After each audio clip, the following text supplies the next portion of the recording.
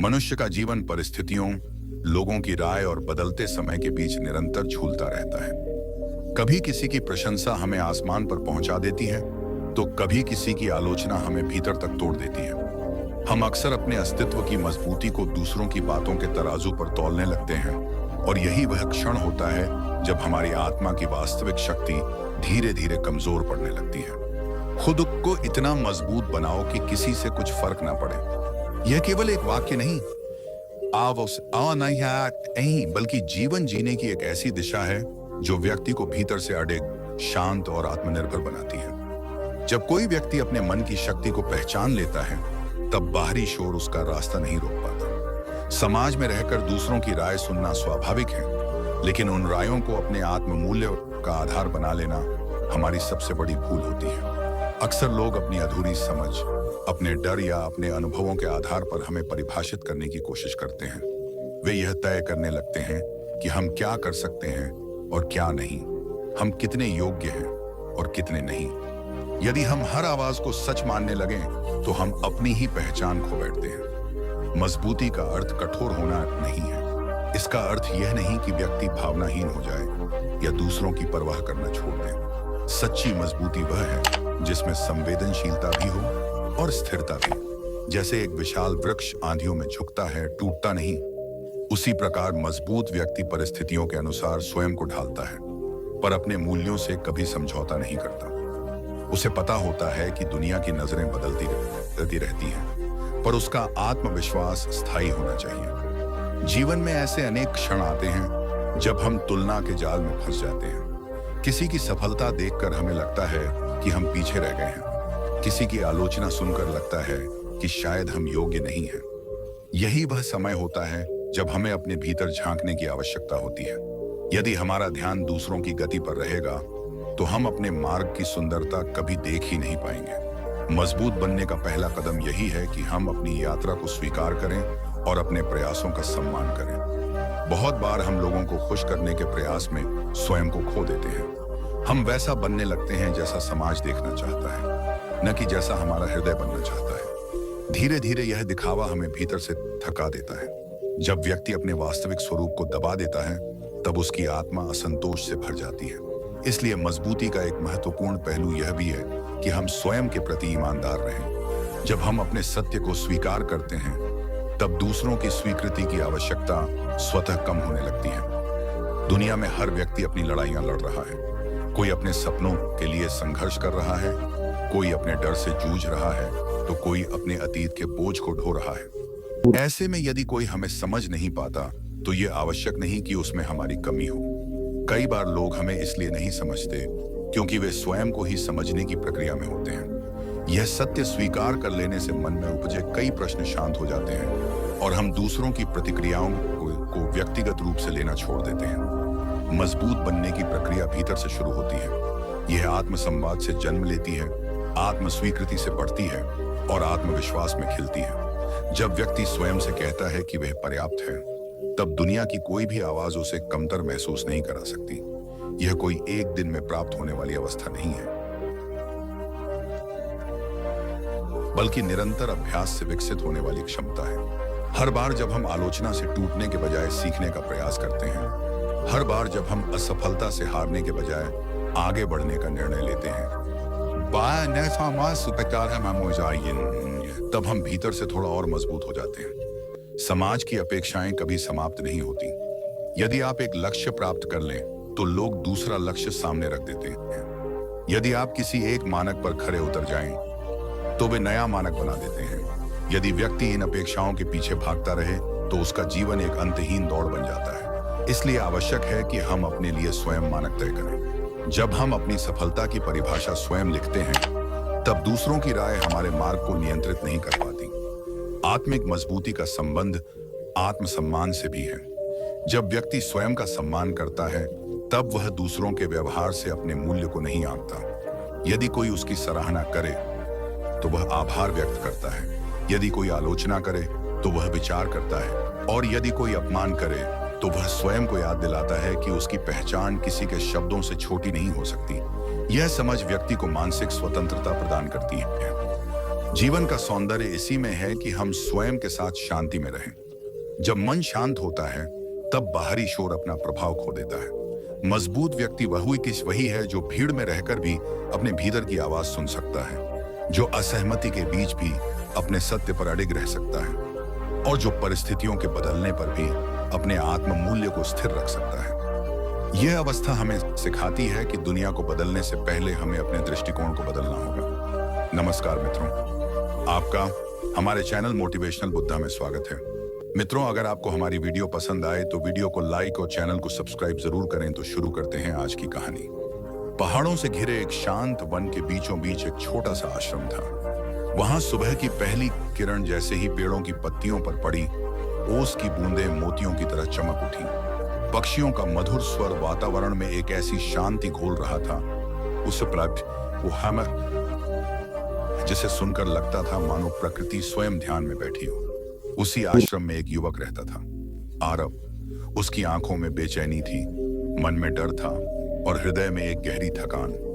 वह हर छोटी बात से टूट जाता था। किसी की एक कठोर बात, एक ताना, एक अस्वीकार, सब कुछ उसे भीतर तक हिला देता था। आरव को लगता था कि दुनिया उसे स्वीकार नहीं करती। उसे यह भय सताता रहता कि लोग उसके बारे में क्या सोचते होंगे। जब कोई उसकी आलोचना करता तो वह कई दिनों तक उसी बात को याद कर करके खुद को दोष देता रहता। जब कोई उसे नजरअंदाज कर देता तो वह खुद को महत्वहीन समझने लगता। धीरे धीरे उसने लोगों से मिलना जुलना कम कर दिया, क्योंकि उसे डर था कि कहीं कोई उसे फिर से चोट न पहुंचा दे। एक दिन आश्रम में एक वृद्ध भिक्षु आए। उनके चेहरे पर ऐसी शांति थी जैसे गहरी झील का स्थिर जल। उनकी आंखों में करुणा थी और उनकी चाल में धैर्य। लोग उन्हें श्रद्धा से प्रणाम कर रहे थे। आरव ने भी उन्हें देखा, पर उसके मन में एक प्रश्न था, क्या कोई सच में इतना शांत हो सकता है कि उसे किसी की बात से फर्क ना पड़े? वह भिक्षु के पास गया और बोला, गुरुदेव, मैं बहुत कमजोर हूं। लोग कुछ भी कह देते हैं और मैं टूट जाता हूं। मैं खुद को मजबूत बनाना चाहता हूं, इतना मजबूत कि किसी की बात से मुझे फर्क न पड़े। भिक्षु मुस्कुराए।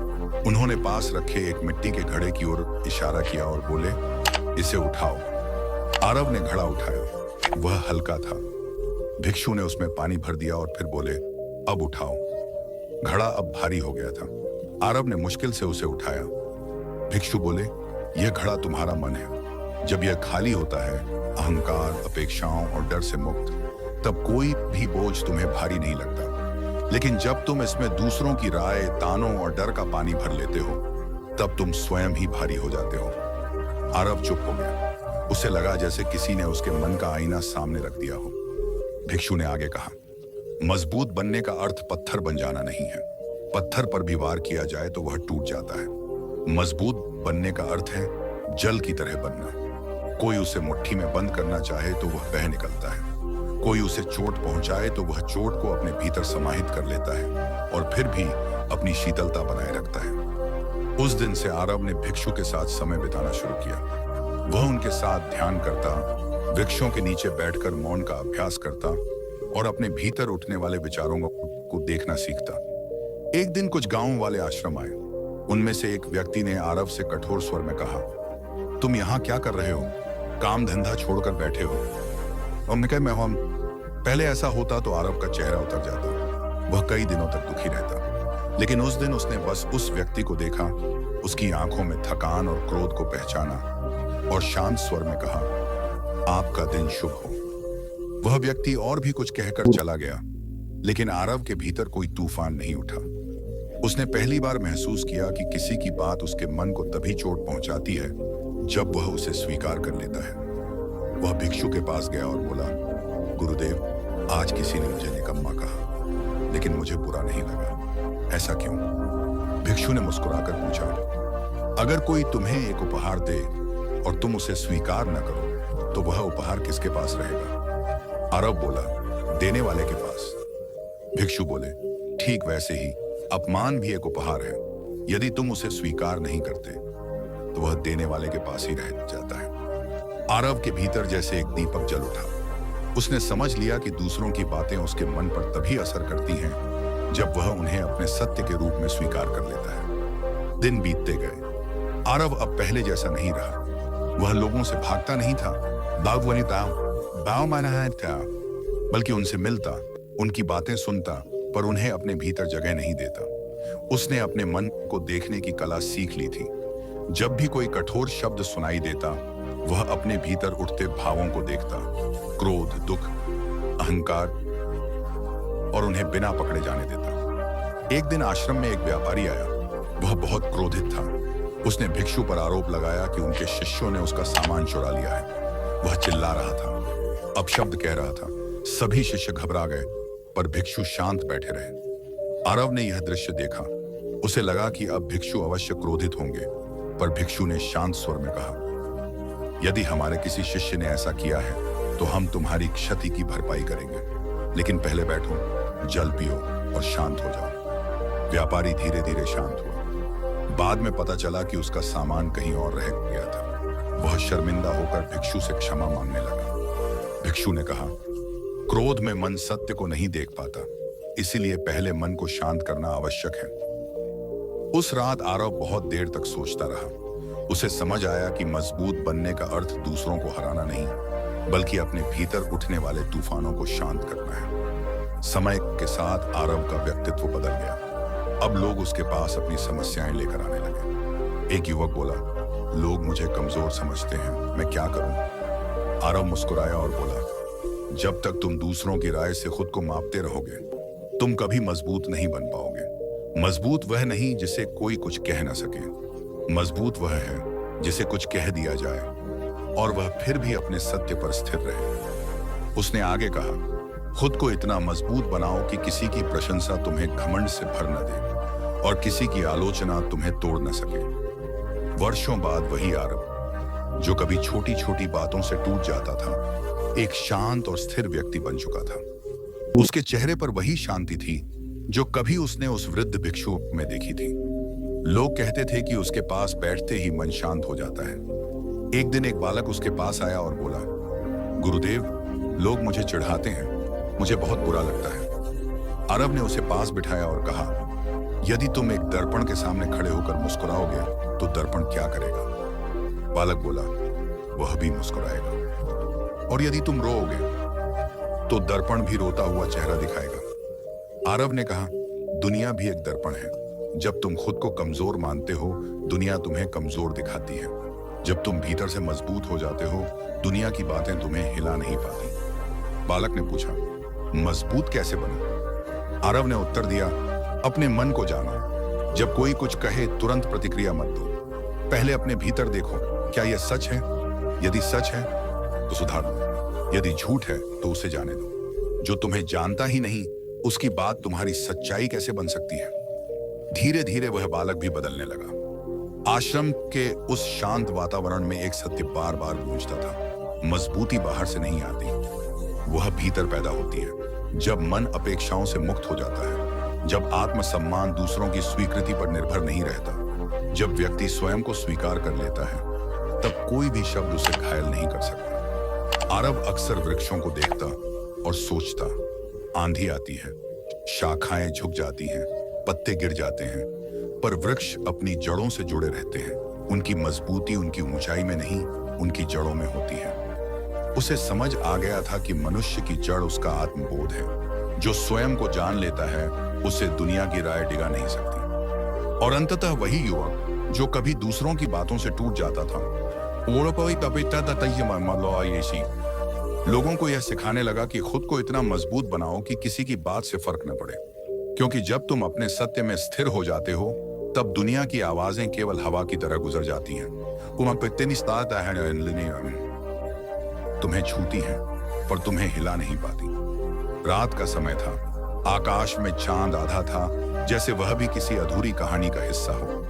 हवा में ठंडक थी और दूर कहीं मंदिर की घंटियों की हल्की ध्वनि वातावरण को शांत बना रही थी। उसी शांत वातावरण में एक युवक, आर्यन जाऊ सारानान, अकेला बैठा था। उसकी आंखों में बेचैनी थी और मन में एक ऐसा तूफान जो बाहर से दिखाई नहीं देता था। वह लोगों की बातों से टूट चुका था। किसी ने कहा था कि वह निकम्मा है, किसी ने कहा कि वह कभी सफल नहीं होगा, और कुछ ने तो उसके सपनों का मजाक उड़ाकर उसे हंसी का पात्र बना दिया था। आर्यन सोच रहा था कि आखिर वह इतना कमजोर क्यों है कि दूसरों की बातें उसके दिल को चीर देती हैं।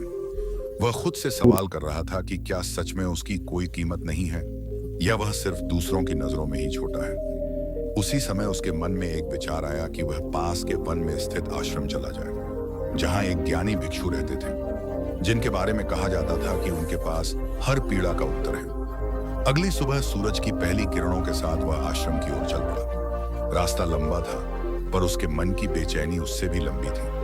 पेड़ों के बीच से छनकर आती रोशनी उसके चेहरे पर पड़ती तो लगता जैसे प्रकृति उसे रास्ता दिखा रही हो।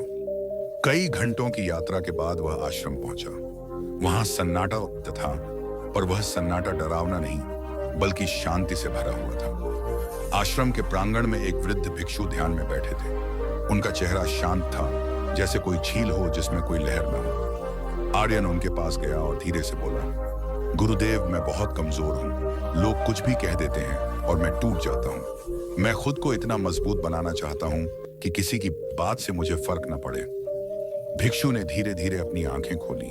उनकी आंखों में करुणा थी, पर साथ ही एक गहराई भी, जैसे वे आर्यन के मन को पढ़ रहे हों। उन्होंने मुस्कुराकर कहा, तुम्हें लगता है कि तुम कमजोर हो, पर असल में तुमने अपनी शक्ति दूसरों को दे रखी है।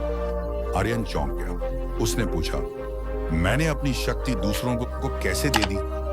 भिक्षु बोले, जब कोई तुम्हारे बारे में कुछ कहता है और तुम उसी के अनुसार खुद को देखने लगते हो, तब तुम अपनी शक्ति उन्हें दे देते हो। तुम अपने मन के राजा हो, पर तुमने दूसरों को अपने सिंहासन पर बैठा दिया है। ये शब्द आर्यन के दिल में उतर गए। उसे लगा जैसे किसी ने उसके भीतर जलती हुई आग पर पानी डाल दिया हो और धुआं हटने लगा। भिक्षु उसे आश्रम के पीछे ले गए, जहां एक विशाल चट्टान थी। उन्होंने कहा, इस चट्टान को देखो, कितनी ही आंधियां आई, कितनी ही बारिशें हुई, पर यह अपनी जगह से नहीं हिली। क्या तुम्हें पता है क्यों? आर्यन ने सिर हिलाया। भिक्षु बोले, क्योंकि इसे पता है कि यह क्या है। इसे किसी की राय की जरूरत नहीं कि यह मजबूत है या नहीं। इसकी मजबूती इसकी पहचान है। आर्यन ने उस चट्टान को ध्यान से देखा। उसे पहली बार लगा कि मजबूती का मतलब दूसरों से लड़ना नहीं, बल्कि खुद को जानना है। दिन बीतते गए। आर्यन आश्रम में रहने लगा। वह ध्यान करता, लकड़ी काटता, पानी भरता और भिक्षु की बातों को सुनता। धीरे धीरे उसने महसूस किया कि उसकी बेचैनी कम हो रही है। लोग क्या कहेंगे, यह सवाल अब उसके मन में उतना नहीं उठता था। एक दिन भिक्षु ने उसे नदी के किनारे भेजा। नदी का पानी तेजी से बह रहा था। भिक्षु ने कहा, इस नदी को देखो, जब कोई पत्थर इसमें गिरता है तो क्या नदी अपना रास्ता बदल देती है? आर्यन ने कहा, नहीं, वो बहती रहती है। भिक्षु बोले, लोगों की बातें भी पत्थरों की तरह हैं। अगर तुम हर पत्थर पर रुक जाओगे तो तुम बहना भूल जाओगे। मजबूत वही है जो बहता रहता है। आर्यन के भीतर जैसे कोई गांठ खुल गई। उसे समझ आने लगा कि दूसरों की बातों से फर्क न पड़ना, उन्हें अनसुना करना नहीं है, बल्कि खुद की सच्चाई को इतना गहरा जान लेना है कि बाहरी आवाजें भीतर तक न पहुंच सकें। समय बीता। एक दिन आर्यन ने आश्रम छोड़ने का निर्णय लिया। वह अब दुनिया का सामना करने के लिए तैयार था। भिक्षु ने उसे विदा करते हुए कहा, याद रखना, मजबूत बनना पत्थर बनना नहीं है, मजबूत बनना नदी बनना है, जो बहती है पर टूटती नहीं। आर्यन जब अपने गांव लौटा तो वही लोग थे, वही आवाजें थीं, वही ताने थे। किसी ने कहा, लो, संत बनकर आ गया। किसी ने हंसते हुए कहा, अब क्या ज्ञान बांटेगा। पर इस बार कुछ अलग था। आर्यन मुस्कुराया।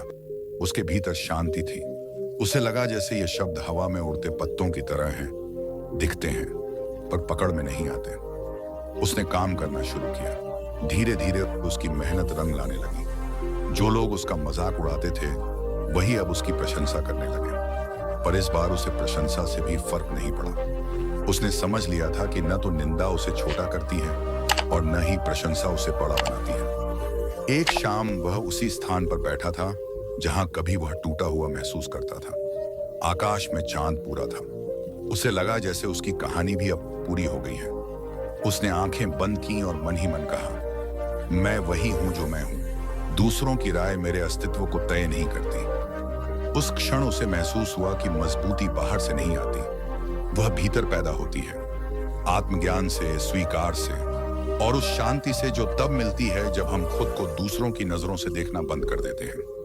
हवा धीरे धीरे बह रही थी, पेड़ स्थिर खड़े थे और आर्यन के भीतर एक ऐसी शांति थी जिसे कोई शब्द हिला नहीं सकता था। उसने समझ लिया था कि खुद को इतना मजबूत बनाना कि किसी से फर्क न पड़े।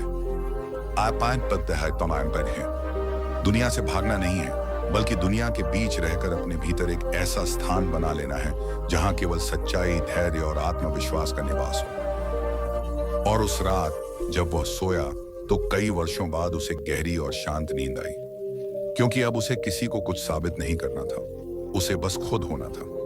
रात का समय था, आकाश में चांद बादलों के पीछे छिपता उभरता मानो किसी मौन खेल में मग्न था। ठंडी हवा पेड़ों की पत्तियों को छूकर एक ऐसी ध्वनि पैदा कर रही थी, उसे सुनी मांगी हुई देखी, जो सुनने वाले के भीतर उतरकर उसकी बेचैनी को धीरे धीरे जगाती भी थी और शांत भी करती थी। उसी शांत वन के किनारे एक छोटा सा आश्रम था, जहां दूर दूर से लोग अपने दुख, अपने प्रश्न और अपने टूटे हुए मन लेकर आते थे। उस आश्रम में विराजमान थे करुणा और प्रज्ञा के प्रतीक गौतम बुद्ध। उस रात एक युवक आश्रम की ओर बढ़ रहा था। उसका नाम आर्यन था।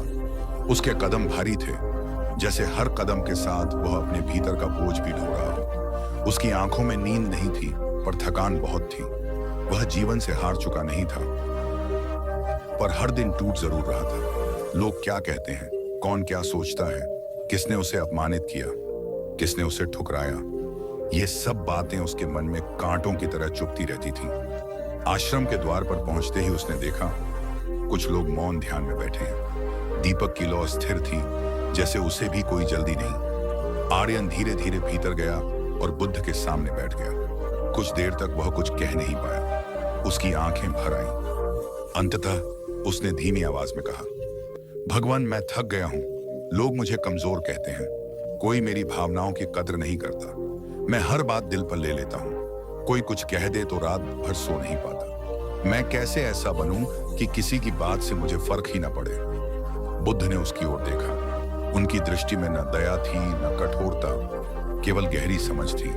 उन्होंने तुरंत उत्तर नहीं दिया। कुछ क्षणों तक मौन रहा, और उस मौन में जैसे आर्यन का बेचैन मन धीरे धीरे शांत होने लगा। बुद्ध ने पास रखे एक कटोरे में पानी भरा और उसमें मुट्ठी भर नमक डाल दिया। उन्होंने आर्यन से कहा, इसे पियो। आर्यन ने घूंट लिया और तुरंत चेहरा बिगाड़ लिया। यह तो बहुत खारा है, उसने कहा। बुद्ध मुस्कुराए। फिर वे उसे लेकर आश्रम के पीछे बहती नदी के किनारे गए। उन्होंने वही नमक नदी में डाल दिया और बोले, अब इस नदी का पानी पीकर देखो। आर्यन ने पानी पिया। वह मीठा और शीतल था। बुद्ध ने कहा, दुख और अपमान नमक की तरह हैं। यदि तुम्हारा मन एक छोटे कटोरे जैसा है तो थोड़ी सी नकारात्मकता भी जीवन को कड़वा बना देगी, पर यदि तुम्हारा मन नदी जैसा विशाल हो जाए तो वही नमक उसमें घुलकर अपना प्रभाव खो देता है। आर्यन मौन रह गया। उसकी आंखों में पहली बार प्रश्न की जगह समझ की हल्की सी रोशनी जगी। बुद्ध बोले, तुम दूसरों के शब्दों से दुखी नहीं होते, तुम अपनी सीमित सोच से दुखी होते हो। जब तुम खुद को दूसरों की राय के अनुसार मापते हो तो शायद तब तुम अपने अस्तित्व को उनके हाथों सौंप देते हो। जो स्वयं को नहीं जानता वही दूसरों की बातों से टूटता है। आर्यन ने धीमे स्वर में पूछा, पर मैं अपने मन को इतना विशाल कैसे बनाऊं? बुद्ध ने उत्तर दिया, पहले यह समझो कि लोग जो कहते हैं वह उनके मन का प्रतिबिंब है, तुम्हारी सच्चाई नहीं। यदि कोई क्रोधित है तो उसके शब्दों में क्रोध होगा। यदि कोई दुखी है तो उसके व्यवहार में कठोरता होगी। तुम उनके भीतर के तूफान को अपने भीतर क्यों बसाना चाहते हो? हवा थोड़ी तेज हो गई थी। पेड़ों की शाखाएं हिल रही थीं, पर उनका तना स्थिर था। बुद्ध ने उसी ओर संकेत करते हुए कहा, देखो इन वृक्षों को। आंधी आती है, पत्ते टूटते हैं, शाखाएं झुकती हैं, पर जड़ें स्थिर रहती हैं। जो अपनी जड़ों से जुड़ा है उसे मौसमों से फर्क नहीं पड़ता। आर्यन ने पहली बार अपने भीतर झांकने की कोशिश की। उसने महसूस किया कि वह हमेशा दूसरों की स्वीकृति चाहता रहा। जब कोई उसकी प्रशंसा करता वह प्रसन्न हो जाता, जब कोई आलोचना करता वह टूट जाता। उसका सुख और दुख दूसरों के हाथों की कठपुतली बन चुका था। बुद्ध ने कहा, यदि तुम चाहते हो कि किसी की बात से फर्क न पड़े तो पहले खुद को जानो। तुम कौन हो यह तय करो। जब तुम्हारी पहचान स्पष्ट हो जाएगी, तब दुनिया की आवाजें तुम्हें विचलित नहीं कर पाएंगी। उस रात आर्यन आश्रम में ही ठहर गया। उसने पहली बार अपने विचारों को आते जाते देखना शुरू किया। उसे एहसास हुआ कि उसका मन एक चंचल बंदर की तरह है, जो हर आवाज पर कूद पड़ता है। पर जैसे जैसे वह अपने विचारों को बिना प्रतिक्रिया दिए देखने लगा, वैसे वैसे उसका मन शांत होने लगा। दिन बीतते गए। आर्यन आश्रम में रहकर सेवा करने लगा। वह लकड़ियां उड़ाता, पानी भरता, ध्यान करता और बुद्ध के उपदेश सुनता। धीरे धीरे उसने महसूस किया कि उसका मन पहले जितना संवेदनशील तो है, पर अब उतना कमजोर नहीं। कोई कठोर शब्द सुनकर वह तुरंत प्रतिक्रिया नहीं देता। वह रुकता, देखता और समझता कि सामने वाला व्यक्ति अपने दुख से बोल रहा है। एक दिन गांव का एक व्यक्ति आश्रम आया। वह क्रोधित था। उसने आर्यन पर झूठा आरोप लगाया कि उसने उसका सामान चुरा लिया है। पहले का आर्यन होता तो तुरंत रो पड़ता या सफाई देने लगता, पर इस बार वह शांत रहा। उसने उस व्यक्ति की आंखों में देखा और कहा, यदि आपको लगता है कि मैंने कुछ लिया है, तो आप आश्रम की तलाशी ले सकते हैं। उसकी शांति देखकर वह व्यक्ति स्वयं ही शर्मिंदा हो गया। उसने स्वीकार किया कि उसका सामान कहीं और मिला है और वह अपनी झुंझलाहट में यहां आ गया था। उस दिन आर्यन ने महसूस किया कि ताकत का अर्थ कठोर होना नहीं है। सच्ची शक्ति भीतर की स्थिरता है। जब मन स्थिर हो जाता है, तब बाहरी तूफान अपना प्रभाव खो देते हैं। कुछ समय बाद उसने बुद्ध से कहा, भगवान, अब मैं समझने लगा हूं, फर्क पड़ना बंद हो रहा है। पर क्या पूरी तरह ऐसा संभव है कि कोई भी बात मुझे विचलित न करे? बुद्ध ने मुस्कुराकर कहा, जब तक तुम मनुष्य हो, भावनाएं रहेंगी। फर्क यह नहीं कि तुम्हें कुछ महसूस होता है या नहीं। फर्क यह है कि तुम उन भावनाओं के दास बनते हो या उनके साक्षी। मजबूत वह नहीं जो पत्थर बन जाए। बाय बाम आयन जी। मजबूत वह है जो जल की तरह बने, कोमल भी पर अडिग भी। समय बीतता गया। आर्यन का चेहरा अब शांत था। उसकी आंखों में एक स्थिर प्रकाश था। गांव के लोग अब उससे सलाह लेने आने लगे। जो युवक कभी दूसरों की बातों से टूट जाता था, वही अब दूसरों को संभालने लगा। एक शाम वह नदी के किनारे बैठा सूर्यास्त देख रहा था। आकाश के रंग बदल रहे थे, नारंगी से लाल, लाल से बैंगनी और फिर गहरा नीला। उसे लगा, जीवन भी ऐसा ही है, परिस्थितियां बदलती रहती हैं, भावनाएं रहती हैं, पर जो व्यक्ति भीतर से स्थिर है, वह हर रंग को स्वीकार कर लेता है। उसे बुद्ध के शब्द याद आए, अपने मन को नदी बनाओ। और उस क्षण उसने महसूस किया कि अब वह सचमुच नदी जैसा हो गया है। लोग कुछ कहते हैं, परिस्थितियां बदलती हैं, कभी प्रशंसा मिलती है, कभी आलोचना, पर सब कुछ उसके भीतर आकर खुल जाता है, उसे कड़वा नहीं बनाता। उसने आंखें बंद की। हवा उसके चेहरे को छूकर गुजरी। उसे लगा जैसे जीवन कह रहा हो, अब तुम तैयार हो। अब तुम दूसरों के शब्दों से नहीं, अपने सत्य से जी रहे हो। उस रात आकाश में चांद पूर्ण था। उसकी रोशनी नदी पर पड़कर चमक रही थी। आर्यन ने उस चमक में अपने भीतर की स्थिरता को देखा। अब उसे किसी से फर्क नहीं पड़ता था, क्योंकि उसने खुद को जान लिया था। उसने समझ लिया था कि दुनिया की आवाजें बदलती रहेंगी। आज कहा पर जो अपने भीतर टिक गया, उसे कोई हिला नहीं सकता। और इसी समझ के साथ उसकी यात्रा जारी रही। एक ऐसी यात्रा जहां मजबूती कठोरता नहीं, बल्कि करुणा और आत्मबोध से जन्म लेती है। जहां किसी की बात से फर्क न पड़ना उदासीनता नहीं, बल्कि गहरी आत्म स्वीकृति का परिणाम होता है। और जहां सच्ची शक्ति दूसरों को हराने में नहीं, सेवा स्तब और साथी स्वयं को जीतने में होती है।